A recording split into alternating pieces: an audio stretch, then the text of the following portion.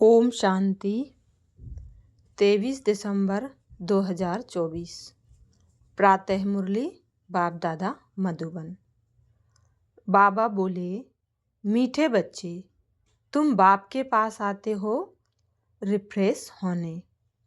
बाप के मिलने से भक्ति मार्ग की सब थकान दूर हो जाती है। प्रश्न, तुम बच्चों को बाबा किस विधि से रिफ्रेश करते हैं? उत्तर, बाबा ज्ञान सुना सुनाकर तुम्हें रिफ्रेश कर देते हैं। दूसरी पॉइंट, याद से भी तुम बच्चे रिफ्रेश हो जाते हो। वास्तव में सतयुग है सच्ची विश्रामपुरी। वहाँ कोई अप्राप्त वस्तु नहीं जिसको प्राप्त करने के लिए परिश्रम करना पड़े। तीसरी पॉइंट है, शिव बाबा की गोद में आते ही तुम बच्चों को विश्राम मिल जाता है, सारी थकान दूर हो जाती है। ओम शांति। बाप बैठ समझाते हैं, साथ में यह दादा भी समझते हैं, क्योंकि बाप इन दादा द्वारा बैठ समझाते हैं। जैसे तुम समझते हो वैसे यह दादा भी समझते हैं। दादा को भगवान नहीं कहा जाता, यह है भगवानुवाच। बाप क्या समझाते हैं? देही अभिमानी भाव, क्योंकि अपने को आत्मा समझने बिगर परमात्मा को याद कर ना सकें। इस समय तो सभी आत्माएं पतित हैं। पतित को ही मनुष्य कहा जाता है, पावन को देवता कहा जाता है। यह बहुत सहज समझने और समझाने की बातें हैं। मनुष्य ही पुकारते हैं, हे पतितों को पावन बनाने वाले आओ। देवी देवताएं ऐसे कभी नहीं कहेंगे। पतित पावन बाप पतितों के बुलावे पर आते हैं। आत्माओं को पावन बनाकर फिर नई पावन दुनिया भी स्थापन करते हैं। आत्मा ही बाप को पुकारती है, शरीर तो नहीं पुकारेगा। पारलौकिक बाप जो सदा पावन है उसे ही सब याद करते हैं। यह है पुरानी दुनिया। बाप नई पावन दुनिया बनाते हैं। कई तो ऐसे भी हैं जो कहते हैं, हमको तो यहाँ ही अपार सुख है, धन माल बहुत है। वह समझते हैं हमारे लिए स्वर्ग यही है। वह तुम्हारी बातें कैसे मानेंगे? कलयुगी दुनिया को स्वर्ग समझना यह भी बेसमझी है। कितनी जड़ जड़ी भूत अवस्था हो गई है, तो भी मनुष्य कहते हैं हम तो स्वर्ग में बैठे हैं। बच्चे नहीं समझाते हैं तो बाप कहेंगे ना, तुम क्या पत्थर बुद्धि हो, दूसरे को नहीं समझा सकते हो। जब खुद पारस बुद्धि बने तब तो दूसरों को भी बनावे। पुरुषार्थ अच्छा करना चाहिए, इसमें लज्जा की बात नहीं। परंतु मनुष्यों की बुद्धि में आधा कल्प की जो उल्टी मतें भरी हुई हैं, वह कोई जल्दी भूलते नहीं। जब तक बाप को यथार्थ रीति नहीं पहचाना है, तब तक वह ताकत आ नहीं सकती। बाप कहते हैं, इन वेदों शास्त्रों आदि से मनुष्य कुछ भी सुधरते नहीं हैं। दिन प्रतिदिन और ही बिगड़ते आए हैं।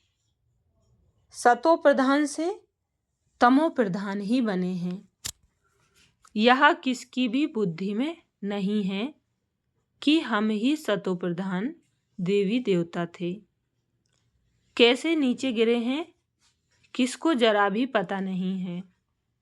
और फिर 84 जन्म के बदले 84 लाख जन्म कह दिया है, तो फिर पता भी कैसे पड़े। बाप बिगर ज्ञान की रोशनी देने वाला कोई नहीं। सभी एक दो के पिछाड़ी दर दर धक्के खाते रहते हैं, नीचे गिरते गिरते पट पड़ गए हैं। सब ताकत खत्म हो गई है। बुद्धि में भी ताकत नहीं जो बाप को यथार्थ जान सकें। बाप ही आकर सबकी बुद्धि का ताला खोलते हैं। तो कितने रिफ्रेश होते हैं। बाप के पास बच्चे रिफ्रेश होने आते हैं। घर में विश्राम मिलता है ना। बाप के मिलने से भक्ति मार्गी की सब थकान ही दूर हो जाती है। सतयुग को भी विश्रामपुरी कहा जाता है। वहां तुम्हें कितना विश्राम मिलता है। कोई अप्राप्त वस्तु नहीं जिसके लिए परिश्रम करना पड़े। यहाँ रिफ्रेश बाप भी करते हैं तो यह दादा भी करते हैं।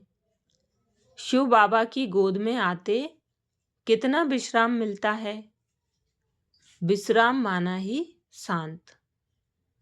मनुष्य भी थक कर विश्रामी हो जाते हैं। कोई कहाँ विश्राम के लिए जाते हैं ना। लेकिन उस विश्राम में रिफ्रेशमेंट नहीं। यहाँ तो बाप तुम्हें कितना ज्ञान सुनाकर रिफ्रेश करते हैं। बाप की याद से भी कितने रिफ्रेश होते हैं और तमो प्रधान से सतो प्रधान भी बनते जाते हो। सतो प्रधान बनने के लिए यहाँ बाप के पास आते हो। बाप कहते हैं, मीठे मीठे बच्चों, बाप को याद करो। बाप ने समझाया है कि सारे सृष्टि का चक्र कैसे फिरता है। सर्व आत्माओं को विश्राम कैसे और कहाँ मिलता है। तुम बच्चों का फर्ज है सबको बाप का पैगाम देना। बाप कहते हैं, मुझे याद करो तो इस वर्षे के तुम मालिक बन जाएंगे। बाप इस संगम युग पर नई स्वर्ग की दुनिया रचते हैं जहां तुम जाकर मालिक बनते हो। फिर द्वापर में माया रावण के द्वारा तुम्हें श्राप मिलता है तो पवित्रता, सुख, शांति, धन आदि सब खत्म हो जाता है। कैसे धीरे धीरे खत्म होता है वह भी बाप ने समझाया है। दुख धाम में कोई विश्राम थोड़े ही होता है। सुख धाम में विश्राम ही विश्राम है। मनुष्यों को भक्ति कितना थकाती है। जन्म जन्मांतर भक्ति से कितने थक जाते हैं। कैसे एकदम कंगाल बन गए हो। यह सारा राज बाप बैठ समझाते हैं। नए नए आते हैं तो उन्हें कितना समझाना होता है। हर एक बात पर मनुष्य कितना सोचते हैं। समझते हैं कहाँ जादू ना हो। अरे तुम ही कहते हो भगवान जादूगर है। तो बाप कहते हैं, हाँ मैं बरोबर जादूगर हूँ, परंतु वह जादू नहीं जिससे मनुष्य भेड़ बकरी बन जाए। यह बुद्धि से समझा जाता है। यह तो जैसे ऋण मिसल है। गायन भी तो है सुरमंडल के साज से। इस समय तो जैसे सभी मनुष्य ऋण बकरियां हैं। यह बातें सारी यहाँ की हैं। इस समय का ही गायन है। कल्प के पिछाड़ी को भी मनुष्य समझ नहीं सकते। चंडिका का कितना बड़ा मेला लगता है। वह कौन थी। कहते हैं वह एक देवी थी। ऐसा नाम तो वहां कोई होता ही नहीं। सतयुग में कितने अच्छे सुंदर नाम होते हैं। सतयुगी संप्रदाय को श्रेष्ठाचारी कहा जाता है। कलयुगी संप्रदाय को तो कितना छीछी टाइटल देते हैं। अभी के मनुष्यों को श्रेष्ठ नहीं कहेंगे। देवताओं को श्रेष्ठ कहा जाता है। गायन भी है, मनुष्य से देवता किए करत न लागी वार।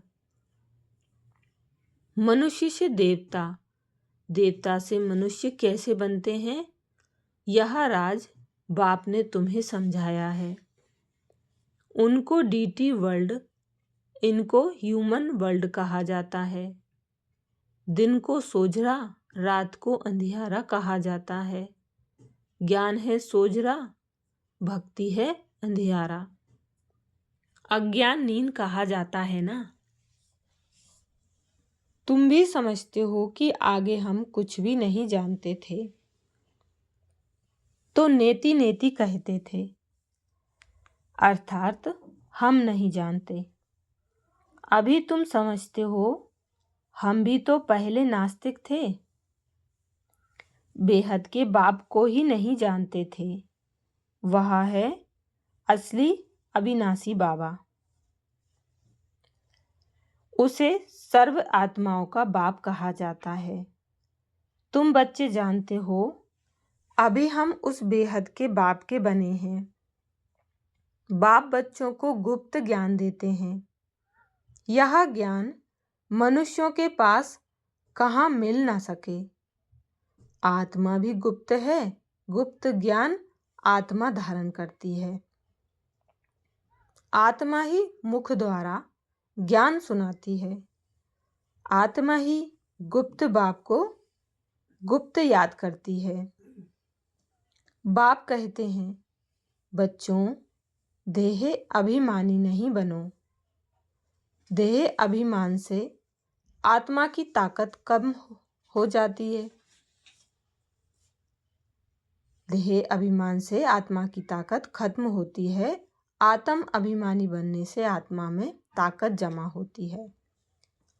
बाप कहते हैं, ड्रामा के राज को अच्छी रीति समझकर चलना है।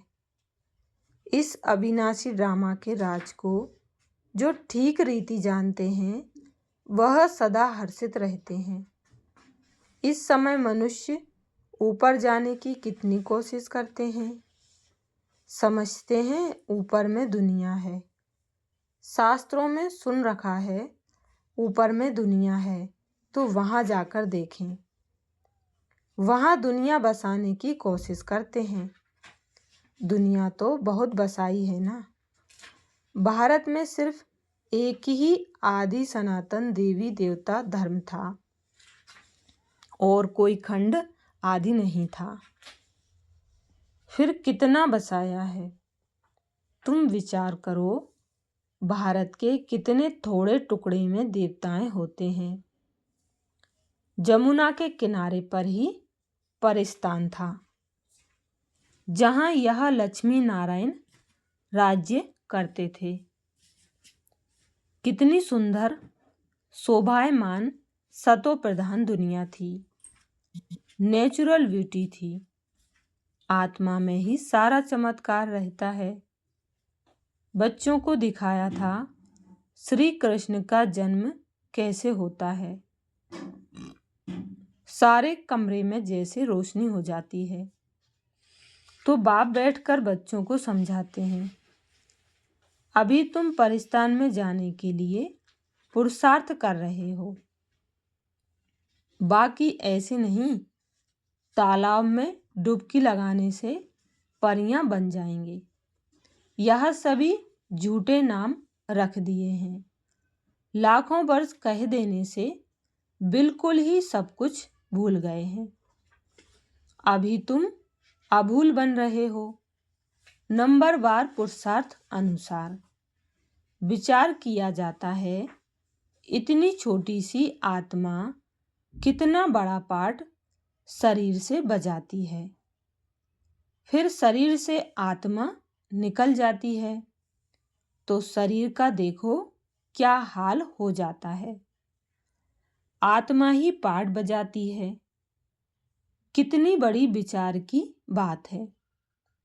सारी दुनिया के एक्टर्स अर्थात आत्माएं अपनी एक्ट अनुसार ही पार्ट बजाते हैं। कुछ भी फर्क नहीं पड़ सकता। हूबहू सारी एक्ट फिर से रिपीट हो रही है, इसमें संशय कर नहीं सकते। हर एक की बुद्धि में फर्क पड़ सकता है, क्योंकि आत्मा तो मन बुद्धि सहित है ना। बच्चों को मालूम है कि हमको स्कॉलरशिप लेनी है, तो दिल अंदर खुशी होती है। यहाँ भी अंदर आने से ही एम ऑब्जेक्ट सामने देखते हैं, तो खुशी तो जरूर होगी। अभी तुम जानते हो, हम यहाँ देवी देवता बनने के लिए यहाँ पढ़ते हैं।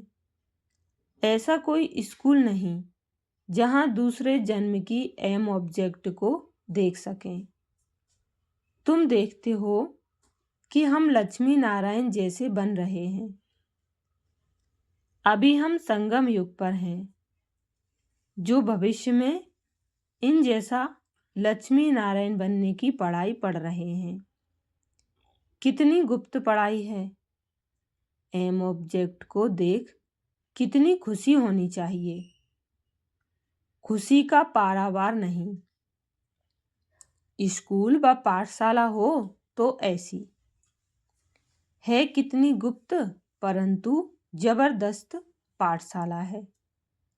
जितनी बड़ी पढ़ाई उतनी ही फैसिलिटीज रहती है, परंतु यहाँ तुम पट पर बैठ पढ़ते हो। आत्मा को पढ़ना होता है, फिर चाहे पट पर बैठे चाहे तख्त पर, परंतु खुशी से खग्गियां मारते रहो कि इस पढ़ाई को पास करने के बाद जाकर यहाँ बनेंगे। अभी तुम बच्चों को बाप ने आकर अपना परिचय दिया है कि मैं इनमें कैसे प्रवेश कर तुम्हें पढ़ाता हूँ। बाप देवताओं को तो नहीं पढ़ाएंगे, बाप देवताओं को तो नहीं पढ़ाएंगे। देवताओं को यह ज्ञान कहाँ। मनुष्य तो मूझते हैं, क्या देवताओं में ज्ञान नहीं है। देवताएं ही इस ज्ञान से देवता बनते हैं। देवता बनने के बाद फिर ज्ञान की क्या दरकार है। लौकिक पढ़ाई से बैरिस्टर बन गया, कमाई में लग गया, फिर बैरिस्टरी पढ़ेंगे क्या।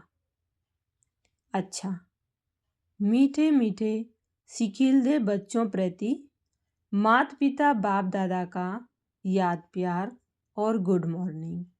रूहानी बाप की रूहानी बच्चों को नमस्ते। हम रूहानी बच्चों की रूहानी बाप दादा को याद प्यार गुड मॉर्निंग और नमस्ते। धारणा के लिए मुख्य सार। पहली पॉइंट, अविनाशी ड्रामा के राज्य को यथार्थ समझ हर्षित रहना है। इस ड्रामा में हर एक एक्टर का पार्ट अपना अपना है, जो हूबहू बजा रहे हैं। दूसरी पॉइंट है, एम ऑब्जेक्ट को सामने रख खुशी में खग्गियां मारनी है। बुद्धि में रहे हम इस पढ़ाई से ऐसा लक्ष्मी नारायण बनेंगे। वरदान दिया बाबा ने, याद और सेवा के शक्तिशाली आधार द्वारा तीव्र गति से आगे बढ़ने वाले मायाजीत भाव। याद और सेवा के शक्तिशाली आधार द्वारा तीव्र गति से आगे बढ़ने वाले मायाजीत भाव। डिटेल है, ब्राह्मण जीवन का आधार याद और सेवा है। यह दोनों आधार सदा शक्तिशाली हों तो तीव्र गति से आगे बढ़ते रहेंगे। अगर सेवा बहुत है, याद कमजोर है, व याद बहुत अच्छी है, सेवा कमजोर है, तो भी तीव्र गति नहीं हो सकती। याद और सेवा दोनों में तीव्र गति चाहिए। याद और निस्वार्थ सेवा साथ साथ हों तो मायाजीत बनना सहज है। हर कर्म में कर्म की समाप्ति के पहले सदा विजय दिखाई देगी।